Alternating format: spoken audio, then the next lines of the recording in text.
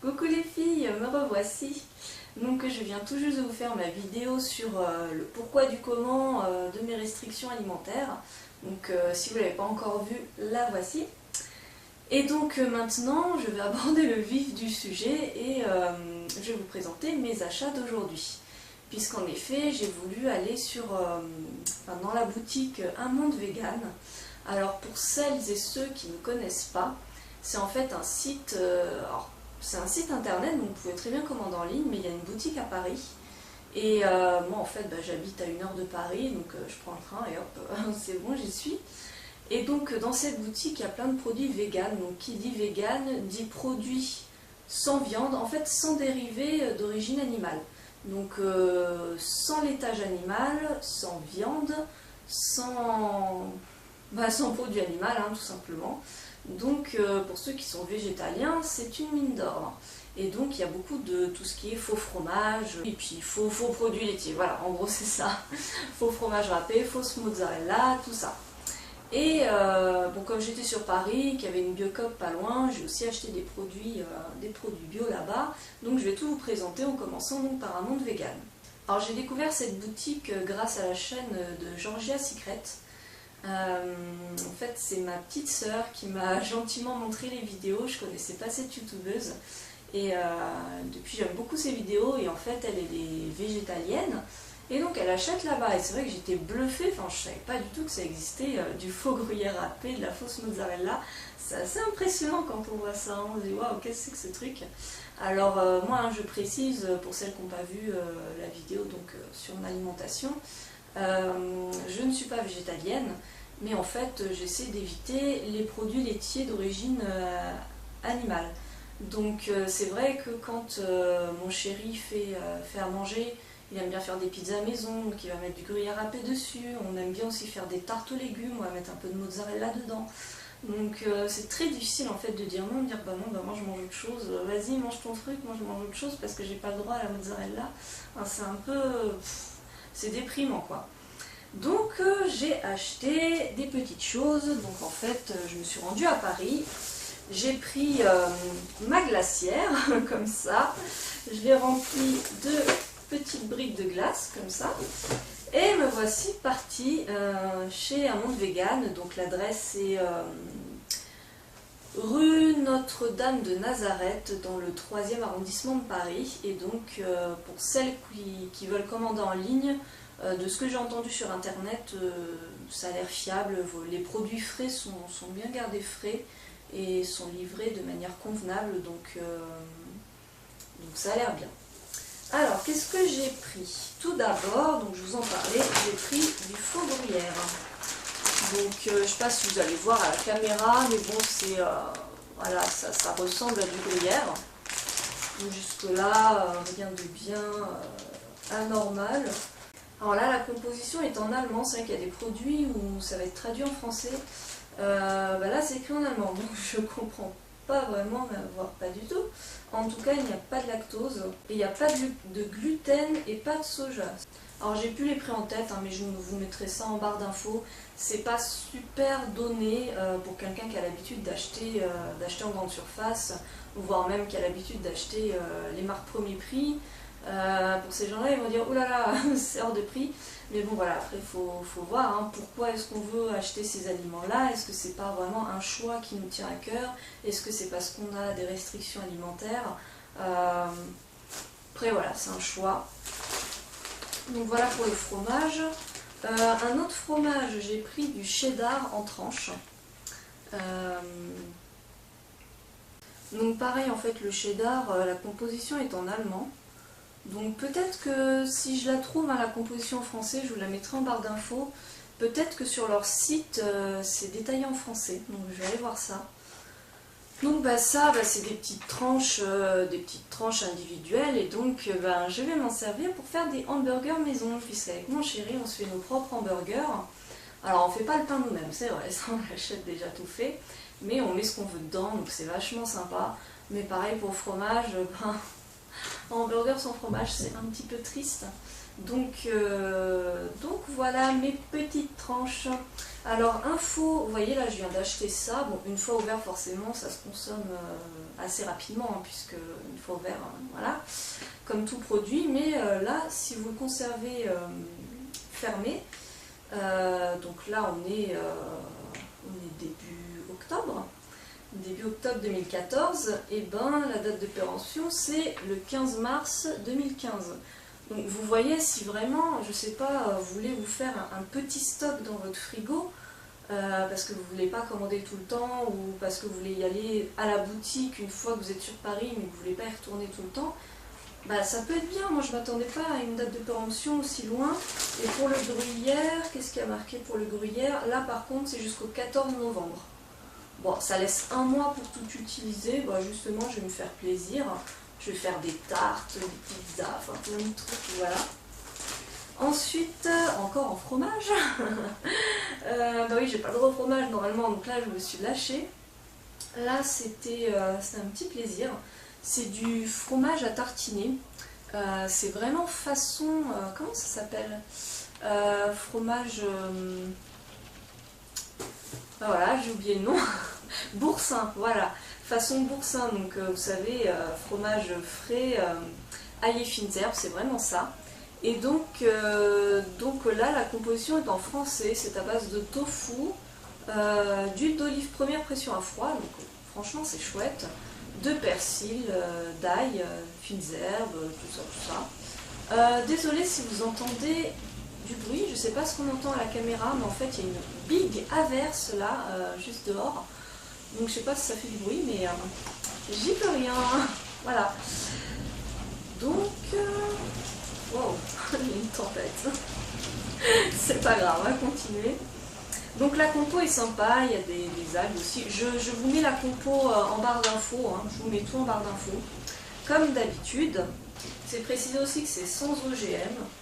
Donc c'est chouette, hein. Et donc ce sera mon petit plaisir à tartiner le soir. Voilà. Et pour finir avec les fromages, je me suis lâchée en fromage là. Je me suis pris de la fausse mozzarella. Voilà. Alors il y en avait deux différentes de mozzarella. J'ai pris celle-ci, elle me semblait plus sympa. C'est vraiment question esthétique, hein, parce que sinon... voilà. Alors c'est marrant parce que c'est quand même un produit italien apparemment. Donc c'est marrant. Donc voilà, donc préparation alimentaire végétale à base de riz complet germé. Donc en fait c'est à base de riz complet germé, vinaigre de pomme, huile de coco, toujours pressé à froid, huile de tournesol, gna.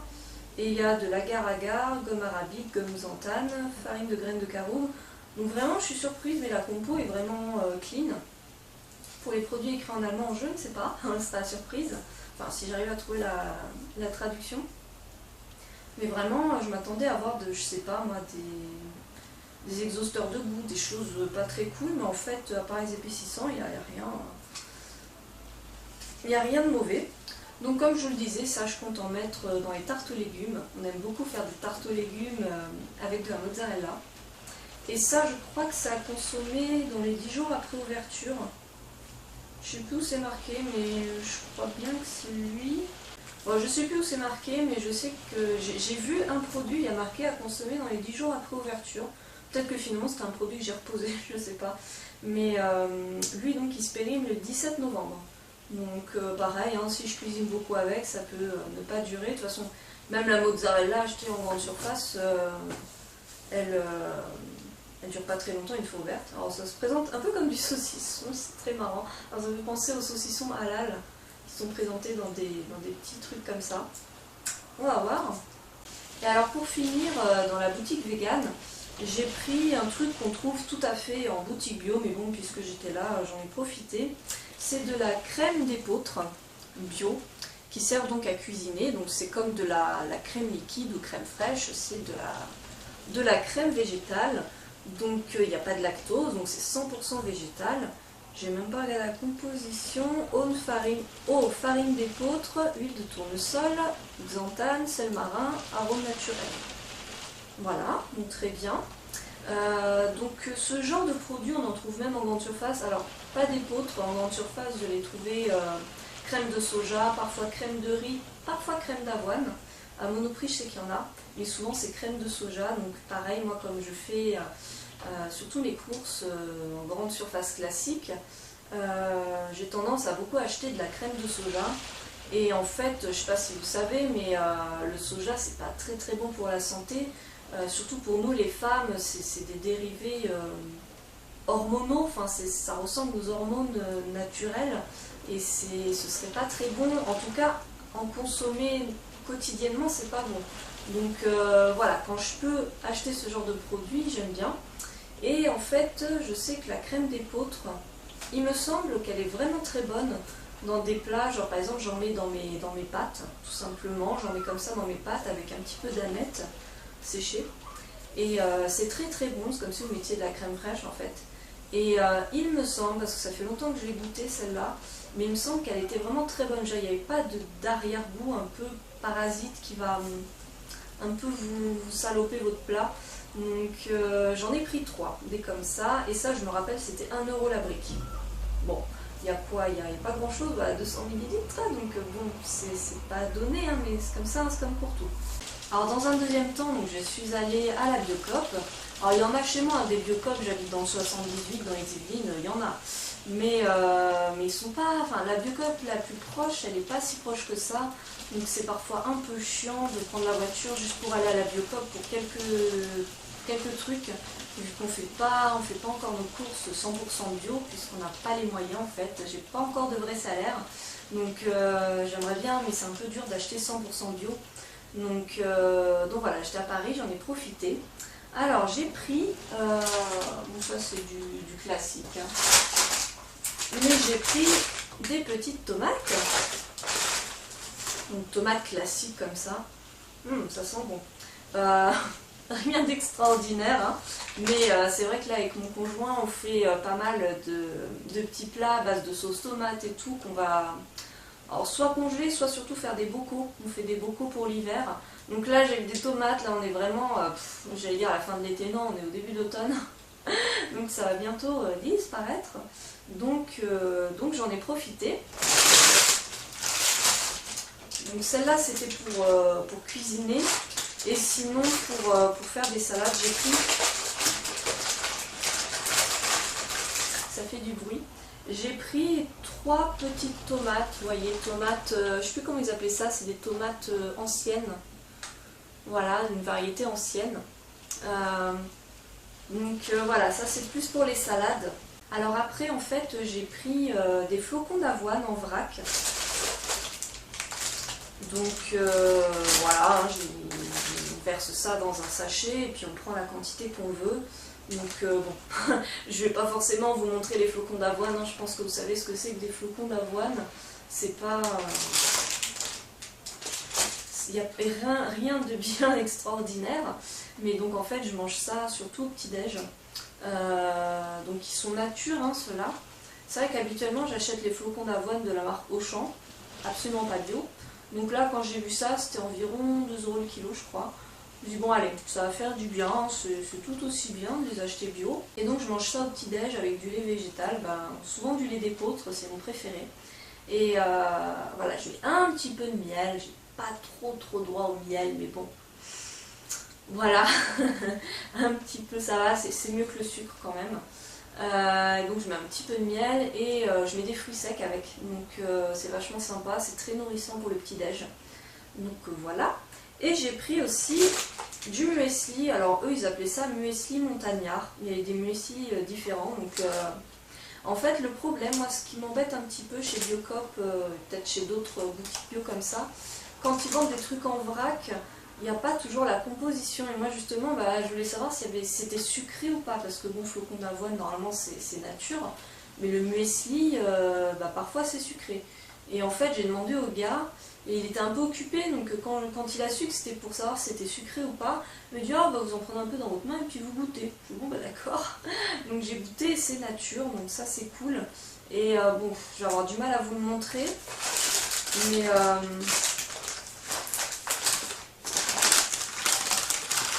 Je sais pas si vous voyez quelque chose. Vous avez vu, vous voyez pas grand chose. Mais bon, c'est des flocons d'avoine avec, je sais qu'il y a des raisins secs et puis il y a des petits morceaux peut-être de pommes, trucs comme ça. Voilà, c'est du muesli, hein. Donc pareil pour mon petit déj. Alors ça, je sais plus si c'était 3 ou 4 euros le kilo, je ne me rappelle plus. J'en ai pris un petit peu hein, à chaque fois pour goûter et puis pour pas que ça traîne 15 ans dans les placards. Ce que je vais faire, c'est que je vais ranger ça dans des bocaux. Alors, bocaux en verre ou vieux pots de confiture, mais pour pas que ça prenne l'humidité et pour pas qu'il y ait des bestioles dedans. Voilà. Alors ensuite, j'ai pris pareil de la crème, crème de millet. Donc pareil, c'est une crème végétale, donc comme de la crème liquide, crème fraîche. Alors celle-là, je sais plus si je l'ai déjà goûtée. Je crois que oui.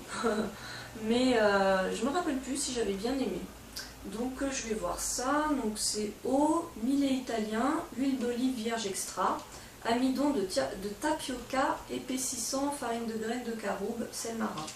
Donc voilà, c'est chouette, sans gluten, sans lactose. Donc je vous dirai hein, ce que j'en pense, si c'est bon. Ensuite j'ai pris en fait des petites préparations pour faire des flancs nature. Alors ça se présente comme ça, celui-là il est au cacao. Je ne sais pas si vous voyez bien à la caméra. Et lui, il est au caramel. Vous avez plein de parfums différents. Je ne sais pas si vous connaissez, mais en fait, j'ai découvert ça au printemps dernier. C'est ma cousine qui m'a fait découvrir. Je ne connaissais pas du tout. Et en fait, c'est de la poudre. Et on va la mélanger normalement avec de l'eau, je crois. Alors, j'ai pas compris s'il fallait le diluer dans de l'eau ou du lait. Voilà. Il y a juste marqué un sachet pour un quart de litre. Un quart de litre de quoi, je ne sais pas. Mais à mon avis, on peut choisir. Et donc, c'est à vous de. Donc, c'est non sucré, c'est sans gluten et normalement sans lactose, si j'ai bien compris. Enfin, j'espère. Je sais pas, il est marqué gluten free, mais après, bah, c'est pas marqué dans la composition hein, qui est du lait. Donc, voilà. Et donc, vous allez pouvoir ajouter du sucre, du miel, ce que vous voulez, ou même un édulcorant de votre choix. Et donc ça va vous faire du flan. Donc cacao et caramel. Donc c'est sympa. En fait j'aimerais beaucoup tester la stevia. Surtout la stevia liquide aromatisée de chez iHerb et Vitacost. Je ne sais pas quand est-ce que je vais en acheter. Peut-être pas tout de suite, donc je sais pas, peut-être je rajouterai un petit peu de miel quand même pour donner du goût. Mais ça a l'air très sympa, en tout cas quand je l'ai goûté c'était sympa. Ensuite j'ai pris des compotes sans sucre et donc bio. Donc j'ai pris pommes myrtilles et des compotes de pommes classiques. Hein. Bon voilà, hein, ça c'est rien de bien extraordinaire. Mais il faut savoir qu'en grande surface c'est soit compote bio, soit compote sans sucre. J'ai pas trouvé les deux, donc voilà, là je suis contente, j'ai mes petites compotes. J'ai aussi acheté, alors là, je sais pas, j'ai dû goûter déjà, je me rappelle plus, des confitures sans sucre. Alors en fait, c'est que avec le sucre naturel des fruits. J'espère que vous voyez bien la caméra. Je sais pas trop si c'est bien présenté là. Donc elle, c'est aux fruits rouges, 4 fruits rouges. Donc j'imagine, comme la photo l'indique, cerise, fraise, groseille, framboise, un truc comme ça. Voilà. Et elle, c'est à la figue donc. Et il y a marqué, donc il y a de l'agar-agar. Alors c'est pas la même marque, hein, tous les deux. Vous voyez, lui c'est Danival. Et lui c'est Confit de Provence. Voilà. Et donc, qu'est-ce qu'ils nous disent? Conserve au frais après ouverture, forcément. Il y a marqué 50% de fruits, jus de raisin concentré, acidifiant, gélifiant, pectine de fruits. Et lui, il y a marqué figue, jus de raisin concentré, agar-agar. Voilà. Donc, vous voyez, il n'y a pas de sucre ajouté. Alors je précise quand même que ce soit pour les compotes ou les confitures, à partir du moment où on cuit un fruit, le fructose se transforme en glucose. Donc pour moi ce n'est pas très très bon. Néanmoins c'est toujours meilleur que du sucre raffiné. C'est différent voilà, que des compotes ou des confitures avec du sucre ajouté. Donc ça reste acceptable, on va dire. Je pense que mon naturopathe me dirait non, faut pas prendre, voilà. Mais bon, pour l'instant, pour les produits sucrés, j'aime tellement de sucre, j'ai du mal à trouver en fait une alternative. Et pour finir, nous avons, oui c'est tout, on arrive à la fin de la vidéo, je vous rassure. J'ai acheté deux dentifrices, donc mon favori de chez Lavera, qui est en fait à la base pour les enfants et qui est donc à la fraise framboise, qui a vraiment un goût délicieux, qui est vraiment super, qui coûte pas très cher. Et alors j'en ai pris un nouveau, parce que son équivalent à la menthe, je le trouvais un petit peu cher pour cette Biocop.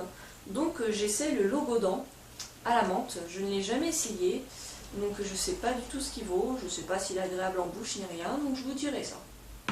Donc voilà pour cette vidéo, j'espère que ça n'aura pas été trop long pour vous. J'essaie à chaque fois de me restreindre, mais j'ai tendance à beaucoup parler, hein. J'ai toujours plein de trucs à vous dire, donc voilà, faut que j'apprenne à limiter. Mais là j'avais quand même pas mal de produits à vous présenter, donc oui, j'ai rien oublié, je vérifie, toc, c'est bon. Et donc tous ces produits, je vais les tester et puis je vous dirai si j'ai aimé ça dans des vidéos produits terminés, hein, tout simplement. Et en tout cas pour les produits vegan, j'espère que je vais aimer ça. C'est vrai que parfois c'est pas toujours très attrayant comme ça. Je sais que même en boutique, il y a certains faux fromages, c'est là ok, ils sont tout jaunâtres, tout bizarres. C'est pas forcément très tentant, mais en fait les filles qui ont testé ça et qui en parlaient sur YouTube, elles étaient toutes très contentes. Elles disaient que c'était vraiment des produits bluffants, que c'était vraiment bon à manger et que toute leur famille aimait ça. Donc je sais pas, ça se trouve j'ai trouvé ça immonde, hein, je sais pas, mais j'espère vraiment, j'attends vraiment justement d'être bluffée, j'espère l'être. Donc voilà, je vous dis à très bientôt les filles, et puis bon appétit, salut.